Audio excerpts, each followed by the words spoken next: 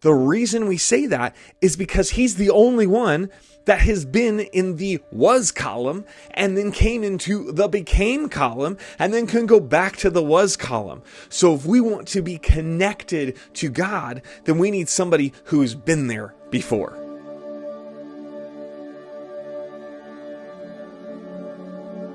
What's up, everybody? I'm Robby. Welcome to the Rebuilt Life, where we help you rebuild your life around the way of Jesus. And I really hope with here at the Rebuilt Life that you never read another Bible verse, that you always read a Bible paragraph, because context is really important. So I want to set us up here in John 1. It's probably one of the most significant paragraphs in the entire Bible because it sets up something really significant for us. John writes, he says, "In the beginning was the Logos," or your translation may say the Word. Ancient Greek philosophers believed that the Logos was wisdom or knowledge, and it was this ethereal, something you couldn't grasp, you couldn't hold on to. But John tells us that that Word, he gives it a name, and that name is Jesus, and that Logos was before God, and God was the Logos. This one was in the beginning before God. All things became through him, and without him became not one thing which has become. In him was life, and the life was the light of humanity. And that light shines in the darkness, and the darkness did not overcome it. So a few things here that John wants us to see. So first, he uses a couple different words. He uses was. He uses became, and he uses came. So let's look at this, that in the beginning was the Word, and the Logos was before God, and God was the Logos. This one was in the beginning before God. And then all things became through him, and without him became not one thing which has become.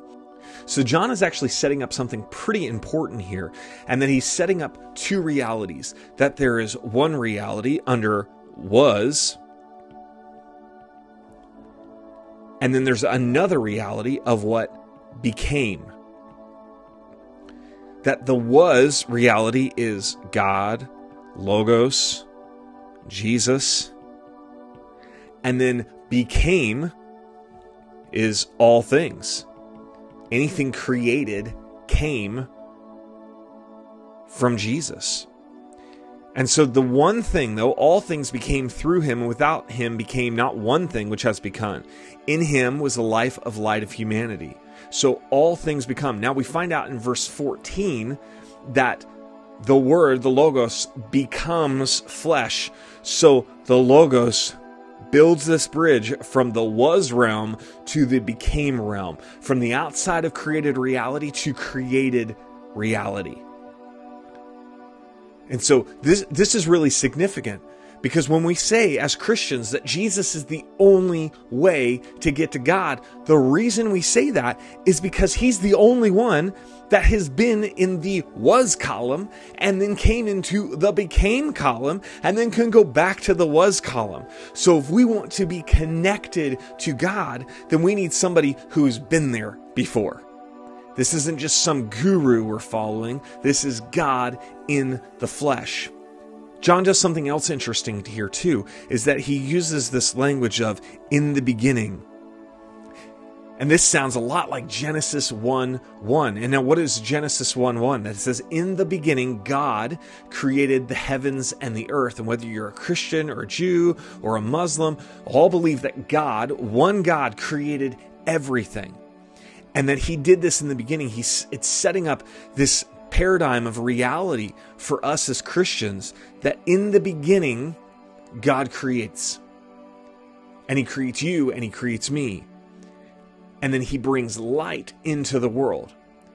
And so John is setting up for us this understanding of who Jesus is, as he's going to lay out the entire gospel of what Jesus does, that Jesus is fully God, that he's fully man, and he's fully in control. Look at this. It says, in him was life, and life was the light of humanity. And the light shines in the darkness, and the darkness has not overcome it. This is really important here, because Jesus brings life and light. And that no matter what you're going through, no matter what's happening in the world around you, I want you to know that no matter how dark it gets, Jesus is still working and active, and he's still for you. Man, there's some things in your life right now that I'm sure are actually sucking the life out of you. Maybe it's an addiction to alcohol or drugs or pornography. Maybe it's your anger and your frustration in this attempt to control everything and everyone around you. Maybe it's just your perfectionism and that nothing is ever good enough. And I want to tell you right now that Jesus is sitting with you in the midst of that mess, and he's calling you out. And he's saying, look, everything in this became column, I created it all. So why don't you follow me?